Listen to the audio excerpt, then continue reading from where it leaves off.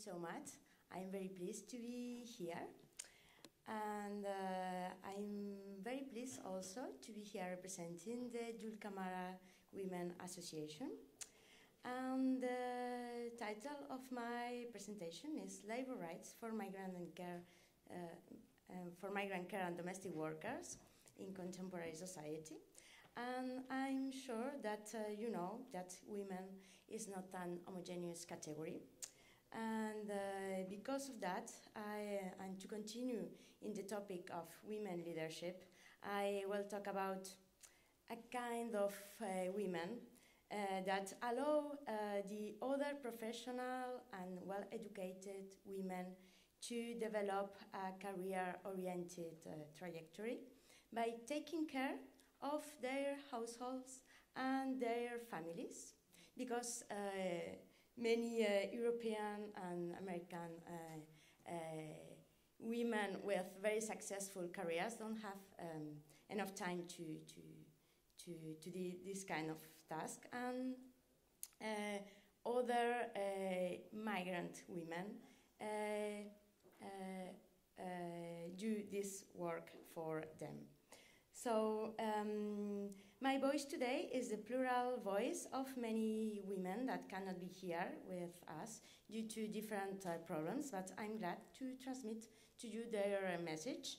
They are the women of the Dulcamara Association, which was created in Madrid by a group of brave migrant women coming from Ecuador and Peru, who share the particularity of being employed as care and domestic workers in Spain. And they work in institutions like nursery homes or in private households.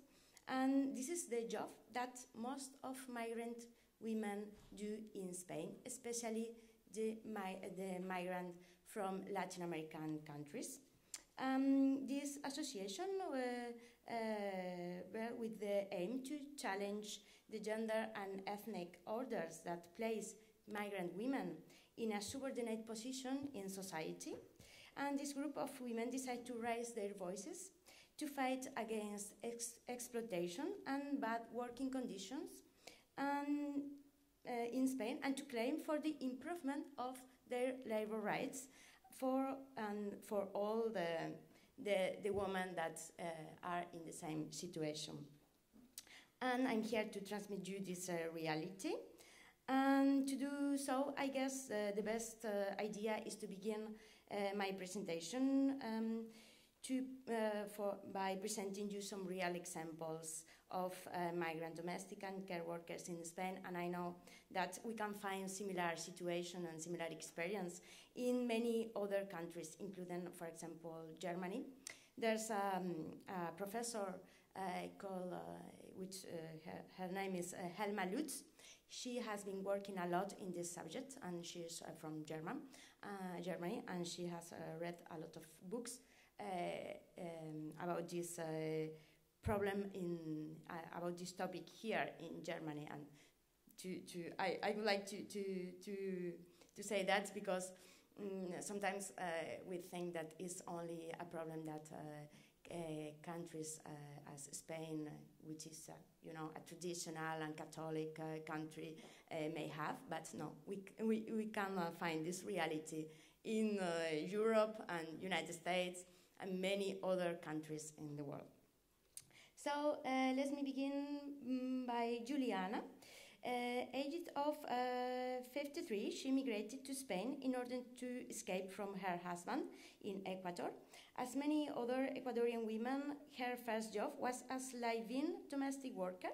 She has to care for an old person with diabetes disease 24 hours a day in the household of her employer. And she was very worried about her first job experience because she never worked in that field before. And however, in the job interview, the only question she has to answer was if she was married and if she has had any children, because she was a Latina woman. So It was everything that her employer good to know. She was Latina, she was married. Well, she was a woman who can care for everyone in the world. And in this job, she used to be humiliated by the daughter of the employer, and who treated her as a maid. And she experienced a strong impression of class and distance and ethnic stereotypes about her. And she would have liked to keep away from this job, but she couldn't due her irregular migration status. So she needed to stay in this job to maybe have after a change to change her status and gain a permit of residence in Spain. And another case is Lucia. She's 28 years old and she's from República Dominicana. She was working for 5 years as live-in domestic worker, taking care of 3 older people aged of more than 90 years old, the 3 of them in the same household. And one of them was very, very ill, having leukemia. And every day she had to get the 3 out of bed, give them a bath, and help them to eat, clean the whole apartment, and do all of household tasks, and also give them the medicines and all the stuff. And she worked from Monday to Sunday, 20 hours a day, for a salary of 700 euros a month, which is not a lot, even for Spain. It's not at all. And when these people finally died, she was fired without any extra pay, and she didn't have the right of unemployment benefits, because in Spain until today the unemployment benefits are not recognized for domestic workers. So when they are fired, they don't have the right of any benefits.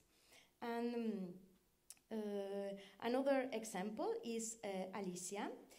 During 3 years and a half, this young woman, aged of 25 years old, had a job as live-in domestic worker, in which she had to care for a person with Alzheimer's disease. If you are familiar with this disease, you can imagine how it could be stay 24 hours a day with a person with this disease. After that, after this experience, she needs a medical treatment for depression, and she has still some psychological problem due to that. And Narcisa, she's another Ecuadorian woman. Since she's in Spain, she always have 2 jobs at the same time. One in a nursery home from 7 a.m. to 3 p.m. and after that in a restaurant from 5 p.m. To more than midnight. And she explained that with only one salary, she never could maintain herself in Madrid and send money back to home for her family. So she has had now recently an accident, a work accident, because the work she does in the nursing home is very hard physically. So now she is ill.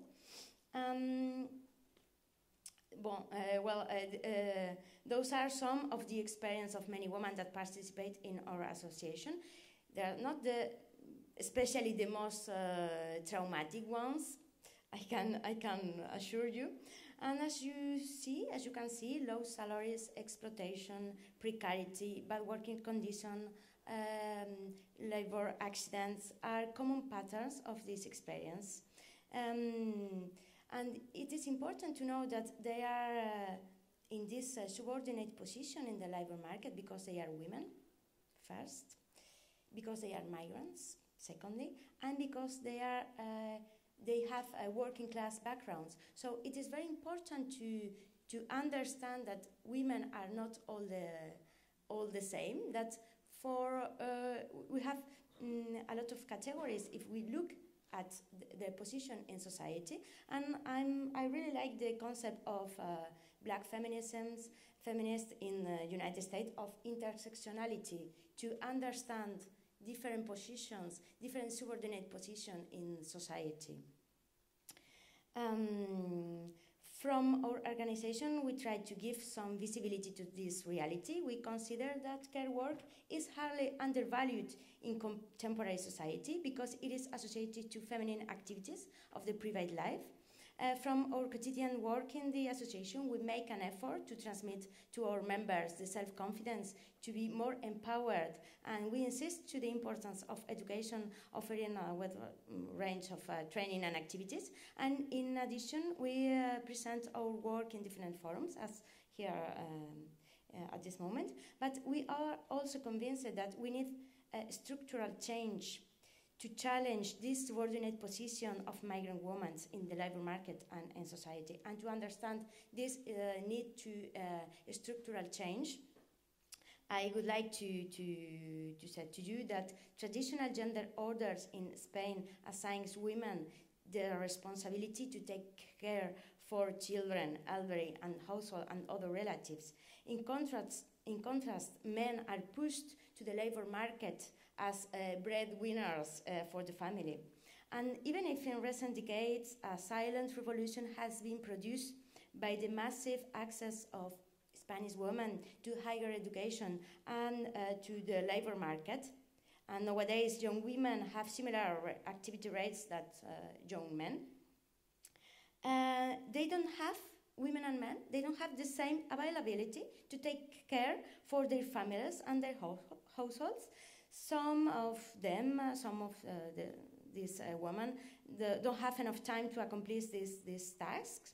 Others can't do it alone because men don't take the responsibility. Because this is the reality nowadays. You can see the Eurostat use of time surveys to see how in Europe, in many countries in Europe, Spain is one example, but there are others. Men don't feel that they should be, that they should get involved in reproductive work, and their mentalities have not changed, not changed enough. We don't have, we didn't break the gender orders, and the states don't take this problem as a serious one. So in Spain, the welfare state has been implemented very partially, only since the 80s, and we don't have a real public policy in order to take care of the population, and especially in the context of aging population.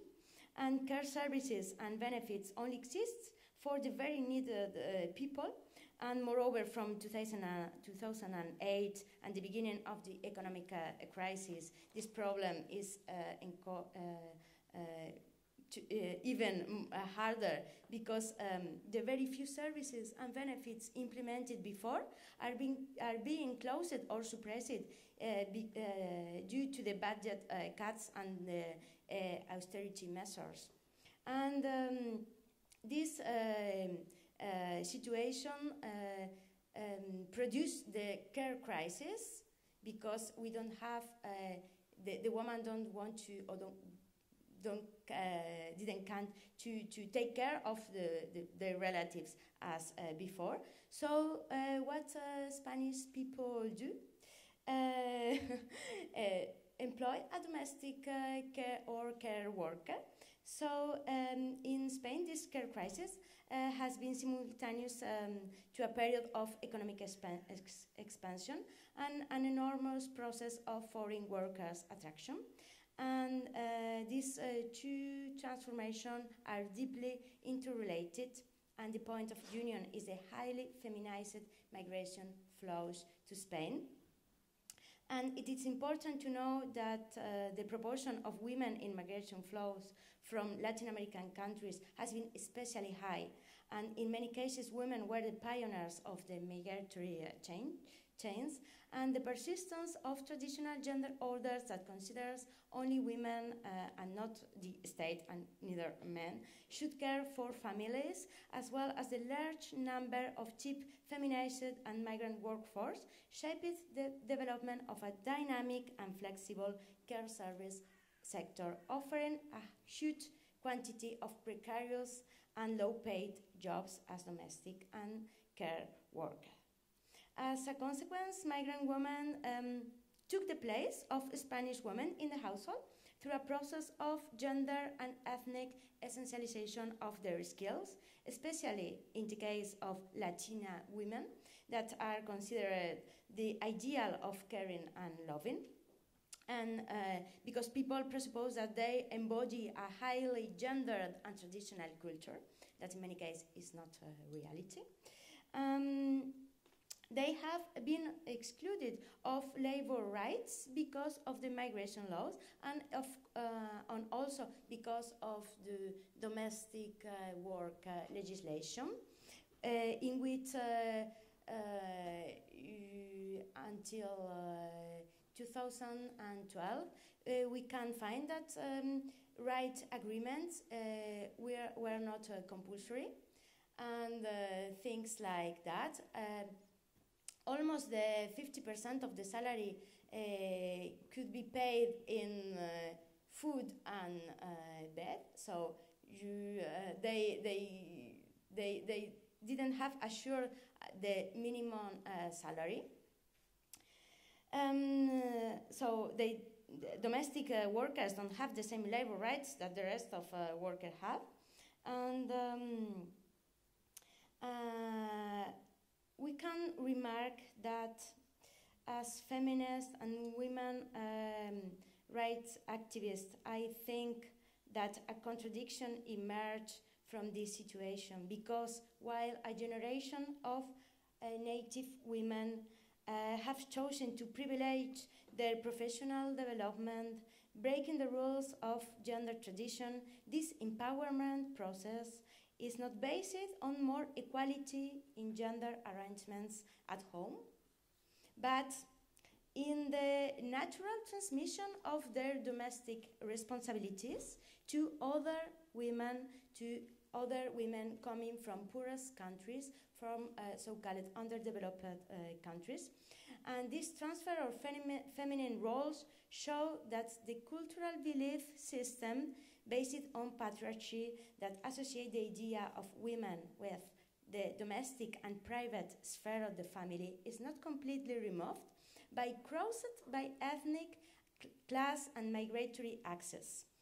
The complexity of the cultural change show that even the patriarchal ideology and the gender family structure has been challenged. The whole social and economic system in which the family is inserted is still unaltered.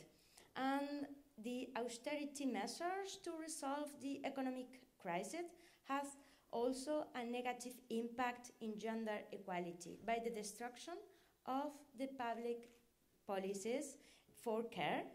And in this, if this economic policy trends continue, we take the risk of a step back in the women empowerment achievements of the last decades, as the dependency law, which was implemented in 2006, and now is being completely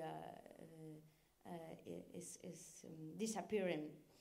And to finish my presentation with a positive word, I would like to say something about an important step that has supposed the ILO 189 Convention for Domestic Workers, which is now celebrating its second anniversary. And this convention has supposed an historical change in order to dignify the working conditions of millions of domestic workers in the whole world. But for doing it effective, we need the ratification of the states. And by the moment, only a few of them have done it. Is still hard work to do for many organizations to do this new rights effective.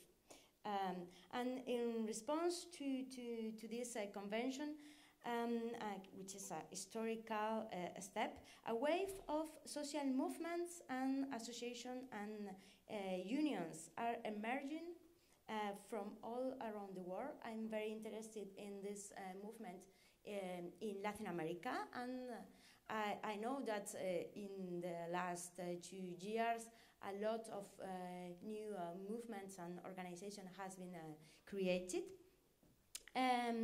But we need to go further and to do these rights effective, because if not, you know, the gender equality could be achieved in Europe for a little part of women, but we can't forget that we have another part of women working here, living with us, that they are taking this place as subordinate citizens, and this is not good for gender equality.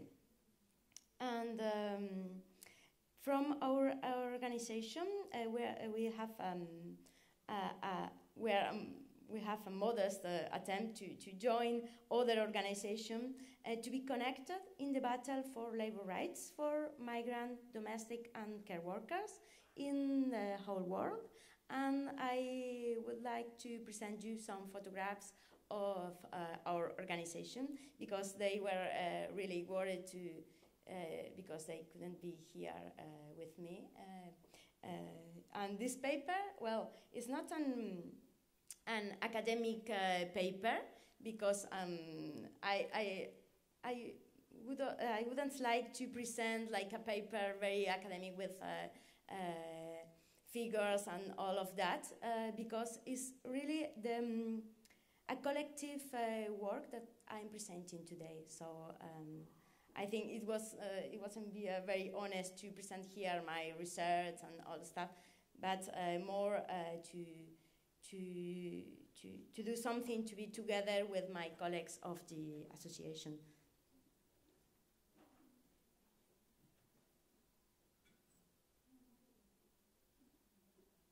And thanks you for your attention.